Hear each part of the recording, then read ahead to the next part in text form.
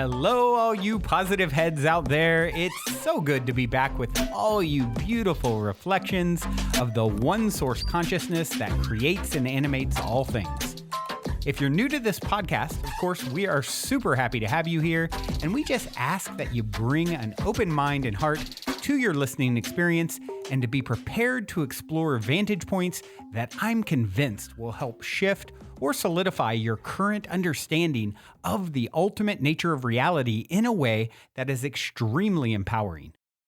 Speaking of exploring powerful perspectives, I'm super excited to announce the release of my very first book, The Golden Key: Modern Alchemy to Unlock Infinite Abundance. If you're ready to alchemize the circumstances in your life so that your abundance expands to an entirely new level in 2021, head over to goldenkey.gift to download the audio or ebook as my gift to you by using the code POSITIVEHEAD.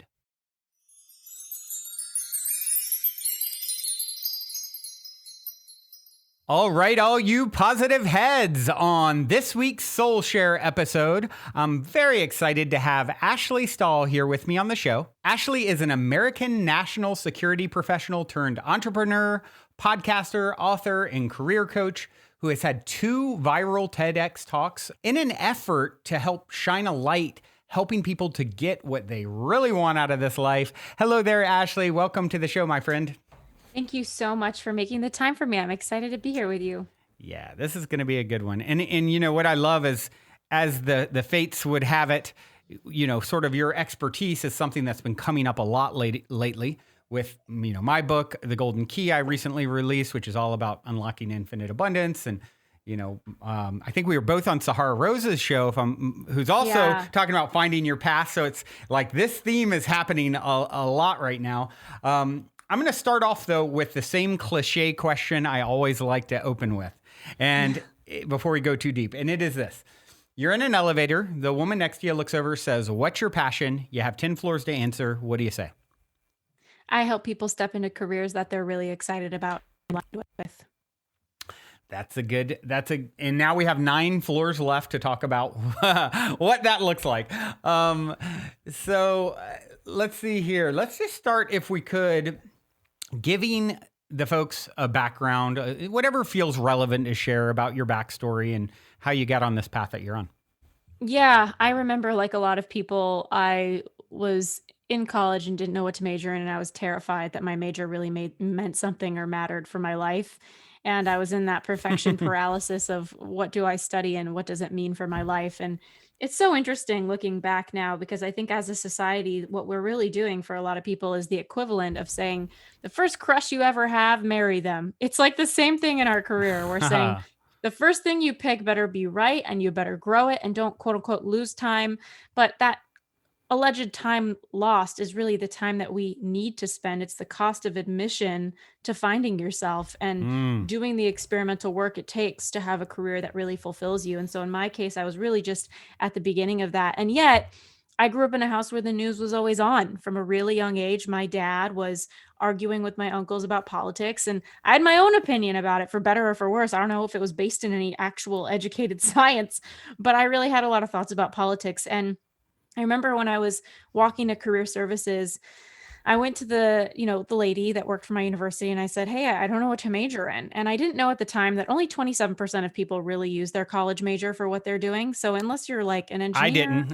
exactly, or a doctor, usually your major doesn't quite matter as much as the fact that you maybe have a degree for certain jobs. But she said to me all the things that we all heard, like the 3-worded bland directives that I think sometimes leave us on a treadmill to nowhere. She said, "Do what you love and the money's going to follow. Like, follow your passion, follow your bliss." And there's something really special about following your passion. But what I would come to find in my years following that moment was that there's a big difference between a passion and a skill set. And just Mm. because you love consuming something as a consumer, I love politics, I love cooking, like I don't love cooking, I love food. I love fashion, doesn't mean you are going to have a satisfying or aligned career as a producer of that thing. There's a big difference. One thing is an interest, another thing is a skill set. I'm interested in fashion, but I would be a horrendous fashion designer. That's just not where my skills are. And I think that people only go so far often in their careers to say, I'm interested in sports, so I'm going to go work at a sports company versus what is your skill set? Where do Mm. you really belong? How are you going to harness your energy throughout the day? And that's what inspired me to write my book as an 11-step roadmap to help people really ask the question of who am I and what does that mean for my career path? And so the overarching argument of my work, my book, my podcast is don't do what you love, do what you are. Mm. And my work is really in helping people figure that out. That's very interesting. So let me ask you this. Do you feel that doing what you are, I mean, I feel like when you're authentically being your most authentic self, there is typically going to be some overlap with self-love and loving what it is you end up doing. Do Well, I you think, yeah, a lot of self love has to do with patience. And here's what I've found is that I think there's three lily pads in the career space. And I love Sahara's work, by the way. I think she's very focused on dharma and she actually plays into these three lily pads. I've just been thinking about these, I guess, in the shower lately, just having all sorts of career thoughts. But the first lily pad, I think, is people who don't really like what they do, don't know what's missing, and don't want to go find out because it's inconvenient, it's uncomfortable, they're getting paid a certain amount, they don't want to go, challenge that. So that's one lily pad. And I think that's most of the population. And that's why, at any given moment, we get about 70% of workers who are job hunting or open to a new job. And I actually think they're not really job hunting, they're just clarity hunting. They're just looking Mm. for something that can feel better than the last thing, most people. Hmm. So I think most of those people are sitting on that first lily pad. The second lily pad is what my work is really about. And it's a lot of work to kind of swim up the stream from the first one to the second one. And Mm. it's figuring out where you're gifted, what your skills are, what jobs or career paths or business services make sense for you in that zone of gift, in that zone of genius, and being courageous enough to step on to that lily pad to ask those questions and to pursue opportunities. And I understand perfectionism, it's a mask that we all wear and when we're afraid of failure. And so I know that that lily pad can be really intimidating for people to kind of do the work to try something new on, trusting that it's more aligned with your skill set. Yeah. So my book, my work, my pod, whatever it is that I'm doing is really geared towards getting someone there. When you're in your gift, and I write about 10 core skill sets that I think exist in the workforce in my book in chapter 2, and I could talk about those on the podcast here if it's helpful. Sure.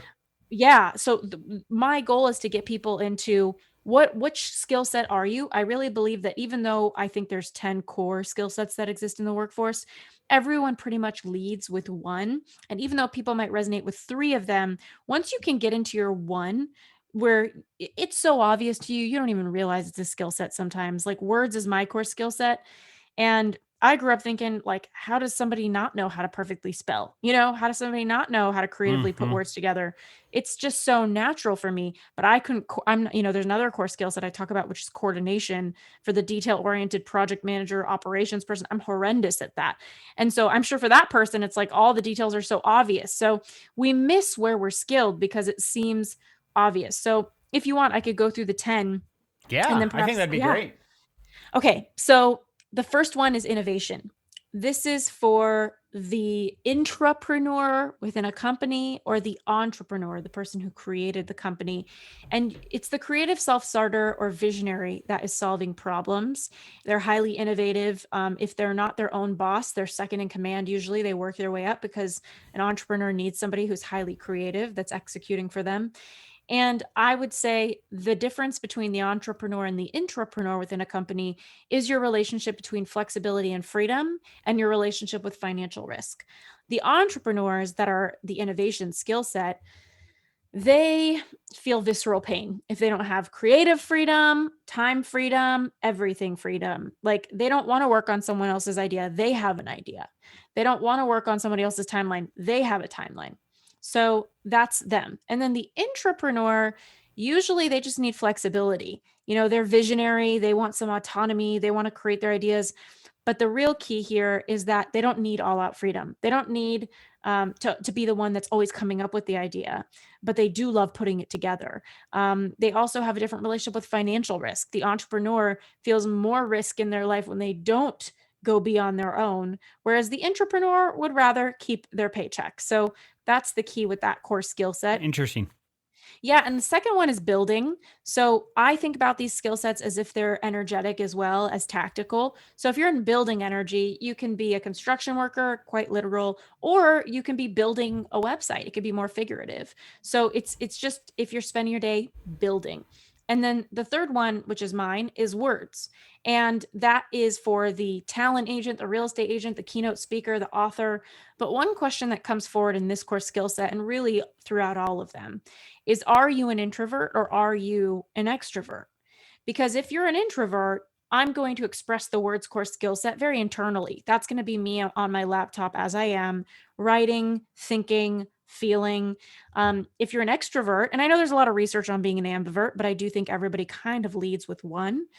Maybe you're going to be happier on stage doing keynotes. For me, I do them. I love them, but I fall asleep the entire next day because I'm an introvert. So by the end of that keynote, like I'm out for the count. And then number 4 is motion. So the motion core skill set is someone who's on their feet all day. It could be a fitness trainer or actually even a tour guide. It truly is a skill and a desire that people and an ability that people have to be on their feet all day. Mm. And then the 5th one is service. And by the way, interrupt me anytime. I could talk about these forever. Yeah. No, this is great. Good. Okay. So service is the humanitarians, the helpers, the nurturers. I do think that it's important to reflect on all of these, and especially this one, on where your skill set comes from, because a lot of service people could be people pleasers that tell themselves they're really good at helping when really they just learned how to be people pleasing in their family unit. And so I think it's really important to just reflect, what is the root of this skill? Did you create this skill out of needing to survive in your life, or is this really who you are? And it could be both. It could be both. Number 6 is coordination, as we talked about, the operations and project management, detailed people. God bless them. And number 7 is analysis. And this one's actually quite interesting. So I started my career, I eventually chose to work in government after that conversation in college with the career services lady that I didn't get anywhere with. And, I really thought, wow, if I work in the government, and there's so much there to why I chose the government in my life story of, having had a lot of people around me with mental health issues, wanting to save people, wanting to help people. And I thought the best way I could help people, the highest level of helping, was on the national level. Like, why not? Why help one person when I could just make everybody safe? So I ended up at the Pentagon working in counterterrorism in my early 20s. And I thought to myself, wow, I'm really good at words. So intelligence reports are going to be so fun for me. I get to read, see what people are doing, report on it. But no, what I didn't realize is that that's core skill set number 7, which is analysis. And analysis is very different than words. I'm more of a Shel Silverstein than a Carrie Matheson in Homeland. Like, I'm not here to analyze patterns. I'm here to make people feel something. So it was a misunderstanding of my core skill set, and that does happen often. And a lot of jobs can be different core skill sets. So if you're a therapist, a psychologist, and your core skill set is words, like mine is, perhaps you're a very healing force based on the way you present yourself and share information. Maybe that's not your core skill set. You're a psychologist and your core skill set is that other one, analysis. What that could look like is you're really good at finding patterns and showing people things, but maybe your delivery isn't very mystical or poetic or healing for someone, but the information itself is really helpful. So you just have to remember that these core skill sets don't guarantee job titles. They guarantee how you're using your energy throughout the day. And usually that will point you in general to some very strong job titles or business services. And then number 8 is numbers, pretty straightforward, the number crunchers. And number 9 is technology. So artificial intelligence, Genius Bar, technology creators. And number 10 is my favorite one. It's beauty. These are the musicians, the artists, the jewelry designers, the makeup artists, people who create beauty around them. And it's very natural for them to do that. So most people will relate to 2 or 3 of these, but it's really important to figure out you're number one. Wow. I've never really heard it broken down like that, but of course it makes a lot of sense, all of that.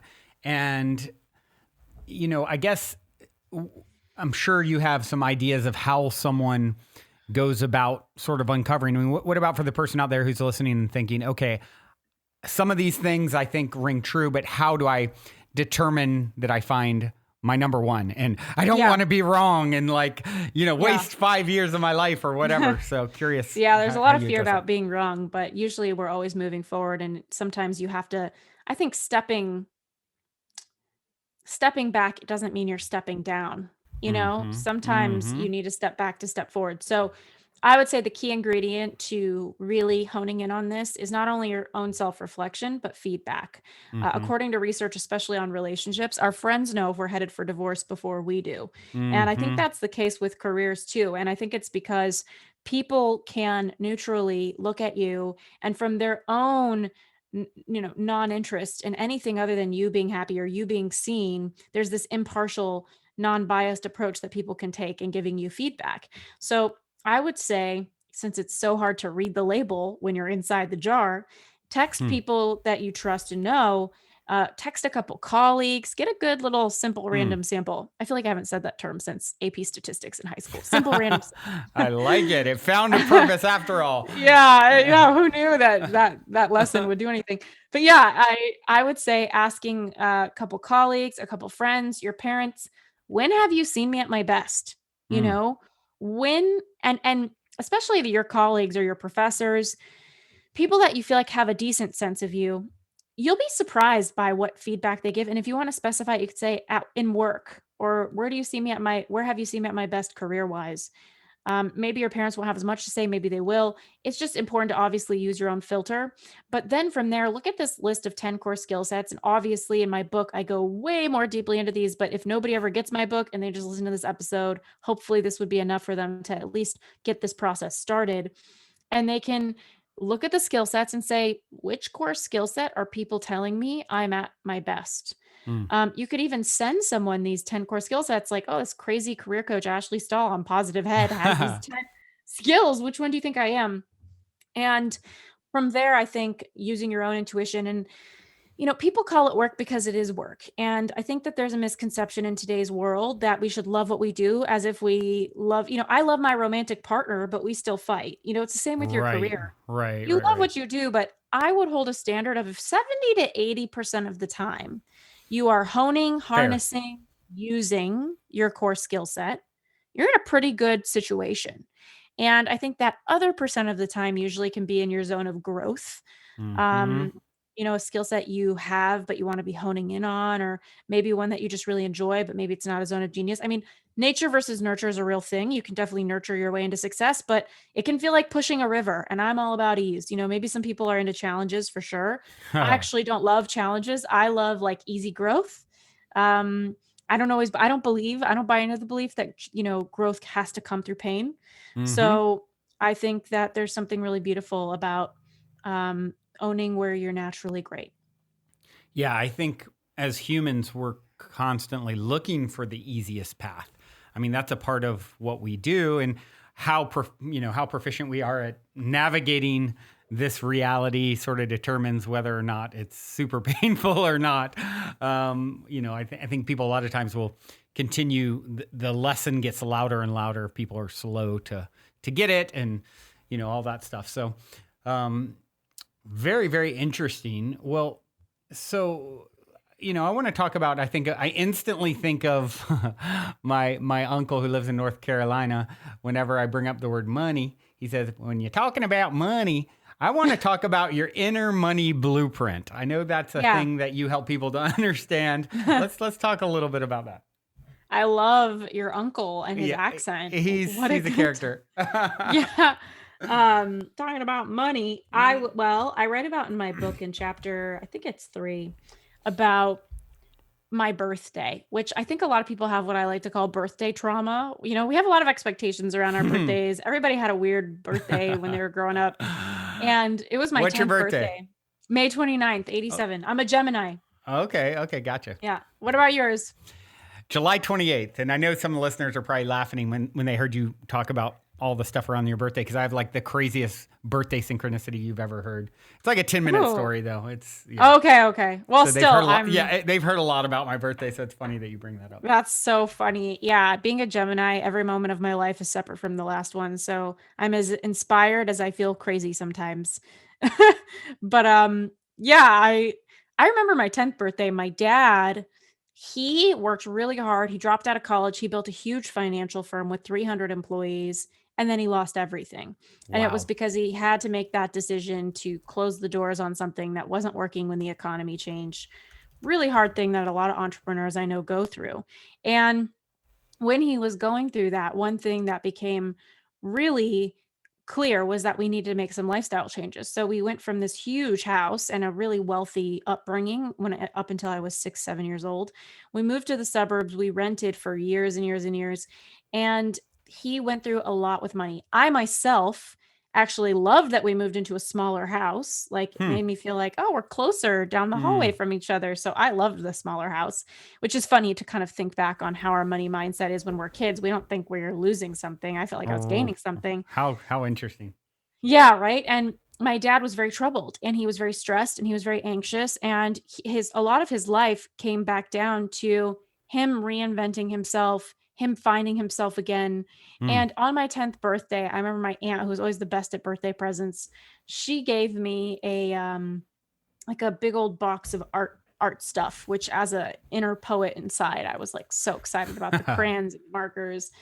And I thought, oh my gosh, what is my dad going to get me? And most birthdays, he gets me, you know, elaborate things coming from a lot of wealth at a young age. He got me like a carousel, like an actual horse off of a carousel for my bedroom. Oh wow. And yeah, and a train that went around the house one year. So I'm thinking, what is he gonna get me at 10 double digits? And he ended up getting me luggage. And you know, when you get a box where you see the picture of the thing on it, but maybe you think maybe my gift is just wrapped in this box. Uh huh. I remember my little kid brain. I'm like, what is this thing on the box? That's not my present.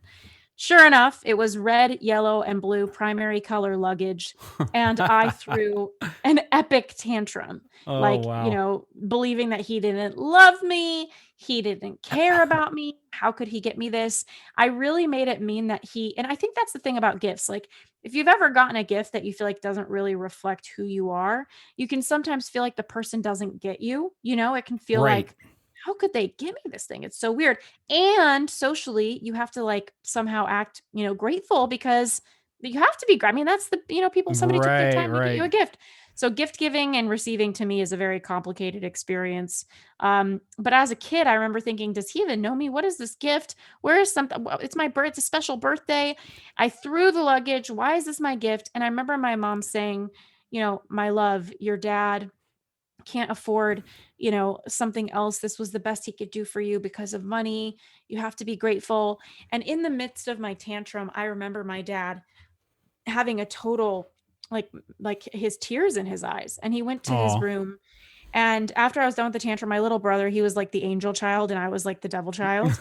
And he was like, I'll take it. And I remember going to my dad's room. My mom said, you better apologize. You got to be grateful that you got a gift. And I saw him crying and breathing really heavily. And it seemed like at the time he was having something in the neighborhood of a panic attack. Wow. And that was the moment for me where I realized, wow, like I don't know what's happening. And I asked him, he said the words to me, this is going to kill me. And I said to him, what's going to kill you? And he said, money. Mm. And it was in that moment that I believed a couple of things. I believe money's going to kill you, the pursuit. Hmm. I believe that you don't have fun anymore when you don't have money because he kept saying, I don't have money and, things have changed. Yep. And I mean, really, the list goes on, but it was so painful to watch my dad go through what he went through, you know, to be able to, I don't know, give me gifts and earn a living and work hard like he did. And I grew up and I made a promise myself in that moment. I said, I'm going to earn a lot of money so I can fix this and I'm going to save him. Mm. And I want to have fun. So I better earn a lot of money. And the more I earn, the better I'm going to be. But then under that was this duplicity of, and it's going to kill me. Hmm. Wow. So very complex relationship with money growing up. And it took a lot to get myself out of cognitive dissonance with money, a lot of mindset work, a lot of me looking at what am I believing about this? Is this really true? Where can I find evidence that it's not true? What would I be doing if I didn't believe it was true? I'm going to go do that, you know? Mm-hmm. Mm-hmm. So when you say understanding your inner money blueprint, you're basically saying everyone needs to sort of self-examine, look at what story they've told, probably for most of us, tied in very strongly to what it was like growing up. And then, of course, realizing that you have the ability to start to shift some of those stories and beliefs in a way that creates a healthy relationship with money, right? Exactly. Exactly. And I think that the first way to get leverage on something that's holding you back is to know what you're believing about it. That's just the beginning.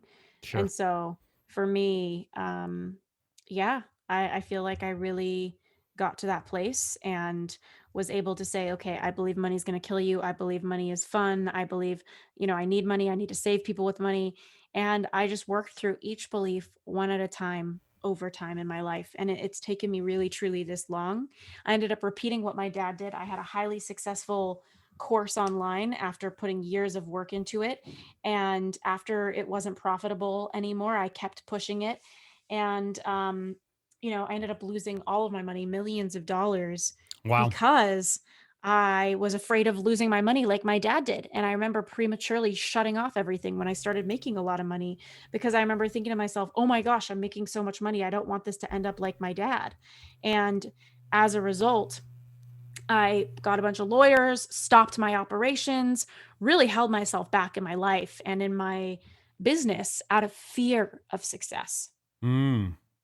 Wow. Yeah, Mhm. that's an interesting journey. So it's like it sounds like you went, wide open energetically with nothing to lose and everything to gain, Yep. grew it to a point where now, like I see with so many people who acquire, large sums of money, it's sort of moving from this, okay, I've got to, you know, I'm going to find a way to go out and make a lot of money, to conserving, and I suppose when it gets, when it goes to the most extreme, it becomes really cutting off the energetic flow that led to you earning money to begin with, right? Just Mhm. shutting down. I mean, it's called currency, right? It's meant to Mhm. flow in some way, shape, or form. So that's a really interesting journey to go from, I mean, doing coaching to the tune of millions of dollars and then losing it all. Wow, what a swing. That sort of reminds me of my own journey with,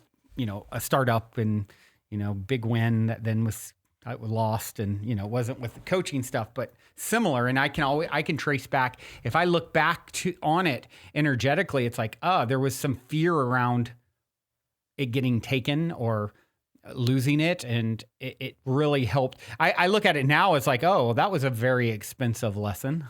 Yeah, exactly. Exactly. Our mindset's very malleable. It moves, especially if we want it to move, for better or for worse. And Mm. I think we all come into the world with an inner thermostat that's set by our parents. Like, we're surrounded by them. We're like a tea bag, just steeping in their reality. And unless Hmm. we get, pause and ask these questions of how did I think about money growing up? When was the first time I realized what money even was? What did I think about it in that moment? What sad or hard or traumatic moments have I had with money? Maybe you've had none and you believe money's everywhere. That's amazing. So I Hmm. think everybody kind of, has their own beliefs, and it's just so important that we are able to take that time to take a look at them. Yeah. Before we continue on with today's episode, I'd like to take a moment to tell you a little bit about my very first book, The Golden Key: Modern Alchemy to Unlock Infinite Abundance. The concept for the book initially came to me in a dream and has been followed by a next level amount of synchronicity, confirming for me that the information in the book is pertinent to get to the world at this moment in our collective evolution. In the book, I share the 8 keys to manifesting abundance that I've personally discovered over 25 years of trial, error, and deep exploration, including one golden key that ultimately ties them all together. I think most of you will agree with me that talk is a bit cheap, especially these days, and results speak the loudest of all. Well, these keys have led me to manifesting incredible results, such as an Inc. fastest growing private company, uncanny health, incredible relationships, and success with this podcast. However, I'm not any more special than you, and anyone can apply this information to achieve incredible results in their own life. I also believe waking up our planet by sharing these keys to abundance is the quickest way to help us to transition our home into the planet of paradise it is destined to become, which is why I'd like to gift the book to you at goldenkey.gift when you use the golden key code POSITIVEHEAD. I would also like to invite you to create your own unique golden key code so you in turn can gift the book to others, as well as invite you to participate in a unique abundance manifestation game with me and the other readers that is outlined in detail at the end of the book and on the website, where readers are also going to share the inspiring results of their abundance manifestation experiments. Lastly, I'm going to practice what I preach by sharing 50% of the abundance generated from the golden game and sale of the other golden goodies on the website with you and all the other readers. So if you're ready to alchemize the circumstances in your life so that your abundance expands to an entirely new level, head over to goldenkey.gift to download the audio or ebook as my gift to you by using the code POSITIVEHEAD. Also, if you end up loving and appreciating your gifted copy of the book, please take a moment to go to Amazon and give it a review, which will greatly help me reach and unlock more hearts with the golden key.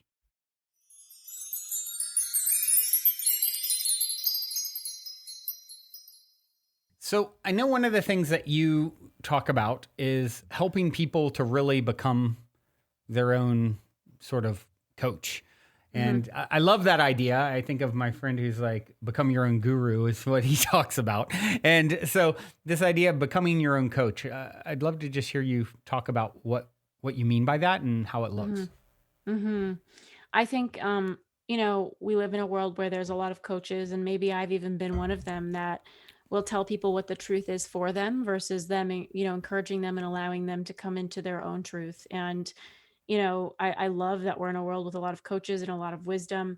And I also just always want to encourage people to come home to themselves. And that's why my book is called U-Turn, like Mm. YOU versus the kind of Mm-hmm. U-turn you make when you're driving and kind of going back to that concept of lily pads, which I know I didn't finish. Um, it's like there's that first lily pad I talked about of not knowing what's for you and not wanting to find out. And then the second one, which I really get people to with making a U-turn, coming home to themselves, reconnecting to what they truly know inside, Mm-hmm. evaluating who they are and what that means for their career path versus what they think they should do or what people told them to do.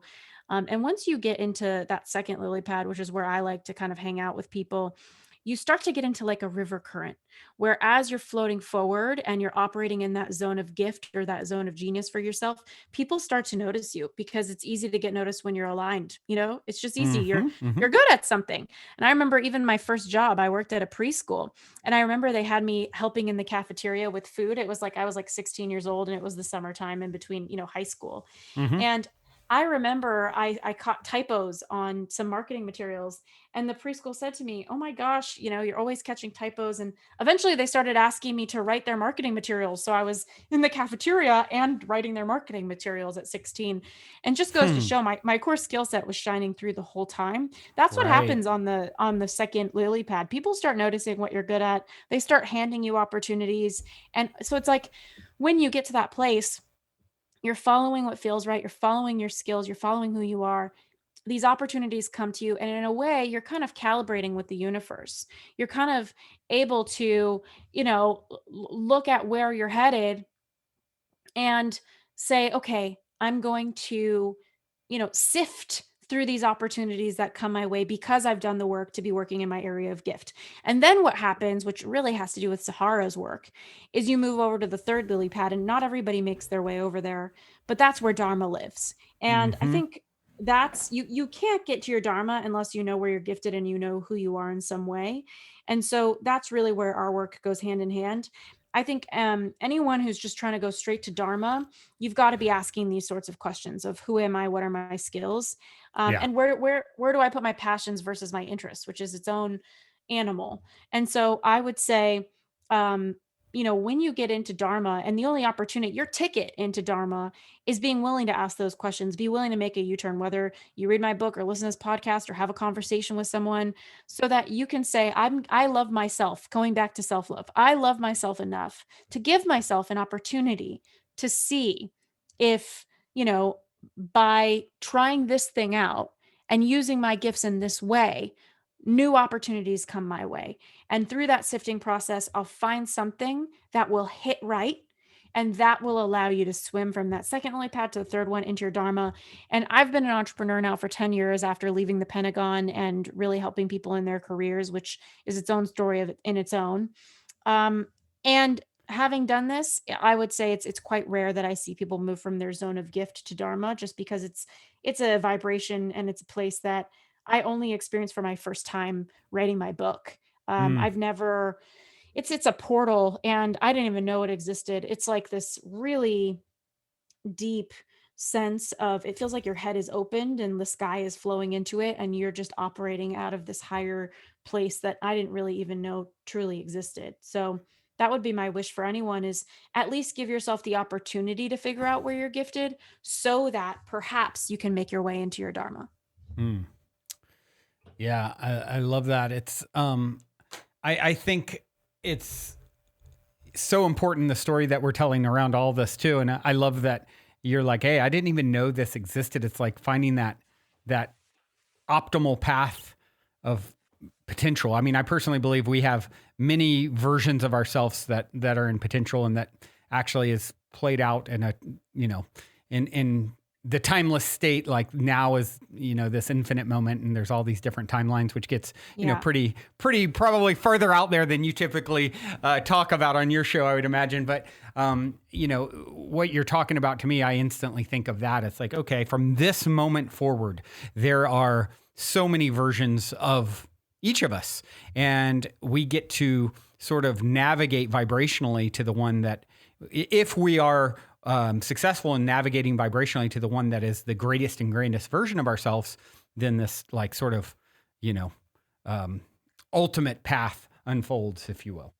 100%. So this has been so interesting. Wow. Let's see. Where do I want to take it from here? I guess, what is, for anyone listening to this, what is the question maybe that they should be asking, or that we should be asking, or that I should be asking, that we haven't thought of? Something that is just, being so deep in this work that you do, you found is like sort of maybe a pitfall or something, that you could share that would help people as they start down the, because I know there's so many listeners out there who are doing one thing but would love to find something that's more aligned for them. And what's the first thing that comes to mind when I ask? It's kind of like that whole idea of like, you don't know what you don't know. What don't we know that we should know?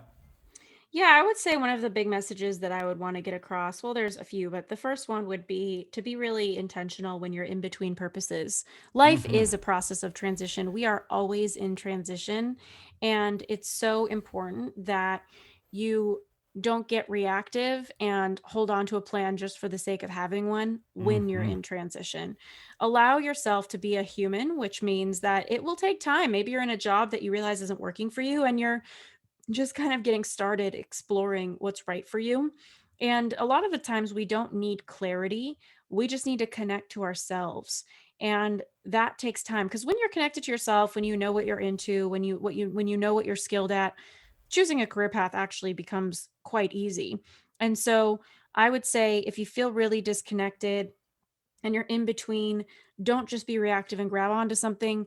Give yourself the time to connect. And one exercise I love to give people to connect with themselves, and I talk about this a lot on my podcast, which I'm so excited to have you on, is write down a list of people, places, or things that make you feel you. Mm. And when you do that, Mm.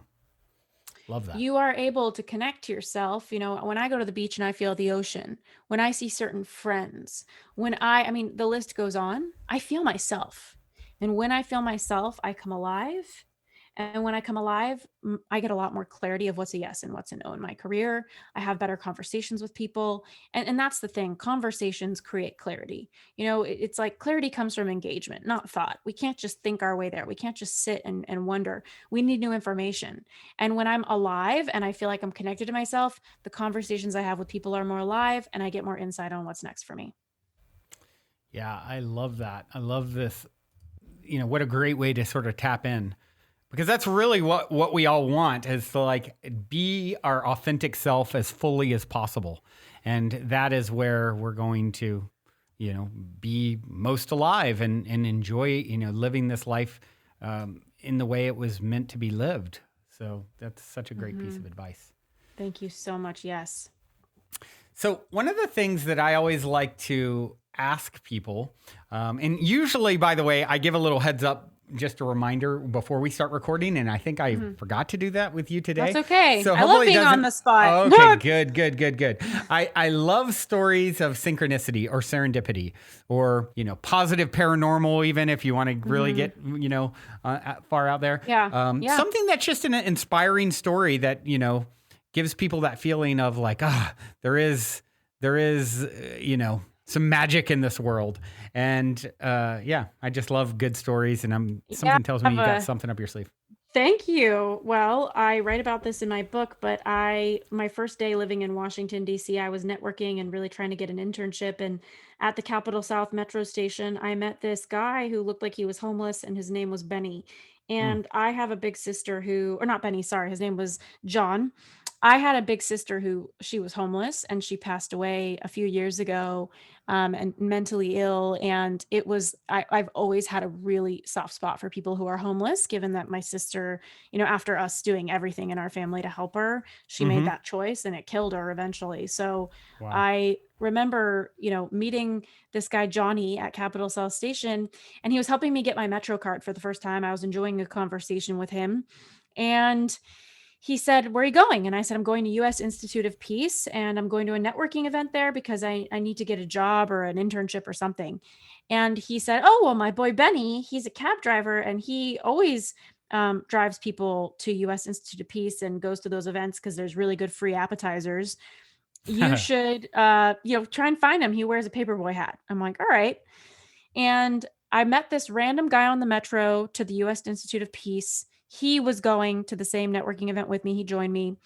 And when I got there, I saw one person in a paperboy hat. And I'm like, what if this is this guy, Johnny's friend, Benny? Yeah. So I walked up to Benny, and I was nervous to network. So I kind of was like feeling some relief that there was someone that I somehow tangentially knew. Right. At the event. And I walked up to him and I said, "Hi, and I'm Ashley. And is your name Benny? I just met your friend Johnny at Capitol South." He said, "Yeah, that's me." And, "Oh, Johnny's so great." And da, da, da. And again, I have this soft spot for him. So I ended up just kind of talking with him. And eventually this guy that I met on the metro that I was also networking with and talking to said, he came over to me, pulled me aside. He said, "Why are you networking with the cab driver? Like, you need to get an internship. You need to get into the room." And I remember feeling really resistant to that because there's something, I was new to the district, and I don't know, it's an intense place, like I always like to say LA is the place where beauty is kind of the currency, and New York is money, and then DC is power and whatever that means. And so a lot of intimidation that I felt in the room when different people and different titles, because there is a lot of power to running a country and the people who are doing it. So Sure. I was like, "All right, Benny, it looks like I need to go try and get an internship now. It's so nice to meet you." And he grabbed my hand, not aggressively or anything. He just said, "Oh, hey." And I said, "Yeah." And he said, "Look, I drive for the Clintons sometimes, and I'd be happy to try and help you get a meeting at the White House." And I said, "Seriously? Thank you." And I ended up getting a meeting at the White House because of Benny, the cab driver. And I never forgot. You never know who you're talking to. Wow. I love that. That's so good. And, I have a little synchronicity to sprinkle on top of this, actually. So as soon as we first got on, and seeing each other over Zoom, instantly I was like, oh, I have this thing too where obviously it's easy to identify, oh, someone reminds me of someone else. In some cases, it's really obvious, right? They look the same, they sound the same. But other times it's a little more, nuanced. And I have this thing where, as I love paying attention to those sorts of things. And sometimes I'll be like, oh my gosh, I feel such a strong energetic connection between you and so-and-so. And then a lot of times as I get to know the second person, more and more, I'll see, oh, you're from Kentucky too. Oh, you're from, and it's like, it starts to connect the dots. So as you were talking, it just occurred to me, the moment we got on Zoom together, I'm like, oh, your energy really reminds me of my aunt and cousin. Oh my gosh. And so I'm like sitting here and I'm like, I just thought first thing I thought when I saw you, and then here we're talking and then I'm hearing you talk and all of a sudden I'm like, oh yeah, my cousin lives in DC and works in politics. Oh, how and, funny. It's just like, so it's really an interesting little sprinkle of synchronicity on top of there and connectivity. Yes. I love that. People definitely, energy is such a real thing, and how people feel. I feel like we're walking around little invisible energy dots all the time with people. And I actually take it as a compliment if I remind anybody of DC. And people actually tell me all the time, they think I'm from New York, and they say it's because I feel really real, which, I take as a compliment. That is a compliment. Yes, absolutely. Well, this has been so awesome. Ashley, you are obviously very inspired, and I know that a lot of the listeners are going to get great things out of this and want to check out your podcast and your book and all those things. So maybe you can take a few minutes and just tell them, what the best way to connect and continue to follow your work is. Well, that means so much. Thanks for asking, and thanks to everyone for listening. My podcast is called the U-Turn Podcast. 2 words, it's Y-O-U, turn. And my book is called U-Turn, Get Unstuck, Discover Your Direction, Design Your Dream Career. And it's really an 11-step roadmap for you to go from, whether you feel like you don't know what career is right for you, or you're thinking about making a change and you want to make the right choice. This book is really a guide with a lot of story and content and actionable pieces to help you really reflect on who you are and get to your next career move intentionally. And my podcast is there to help elevate your mindset when it comes to work and love and confidence in general, which I'm really excited about. Every single week we've got an episode out. And my book is available everywhere books are sold pretty much. And if you're international, there's international shipping options at youturnbook.com. It's Y-O-U, turnbook.com. Awesome. Well, I am super excited to connect with you on your podcast as well. And I'm sure many people will tune in over there and check out your book. I do have one final question to leave you with, and it is this. In 60 seconds or less, what is the meaning of life according to Ashley Stahl? So the purpose of life is to express yourself. That's for me. Just expressing yourself. Love it. Love it. Love it. Love it. Well, thank you for expressing yourself on today's episode. You are amazing, Ashley. And all of you out there listening, thank you for tuning your beautiful brainwaves in yet again. Until next time, journey well. Also, quickly, before we sign off, I wanted to remind you to download the Golden Key, audio or ebook, as my free gift to you at goldenkey.gift using the code POSITIVEHEAD. I also wanted to remind you that I will now be doing a live Q&A every Thursday night at 6 p.m. Pacific time on the new social audio app Clubhouse. I have really been wanting to connect and interact with all of you more for quite some time, and I'm super excited to now have 2 new ways to do it. First, if you're already on Clubhouse, be sure to follow me and click the little bell on my profile and select to always be notified when I go live on the Clubhouse app. And if you'd like to connect on an even more intimate Zoom gathering once a month, now you can do that too by registering at goldenkey.gift.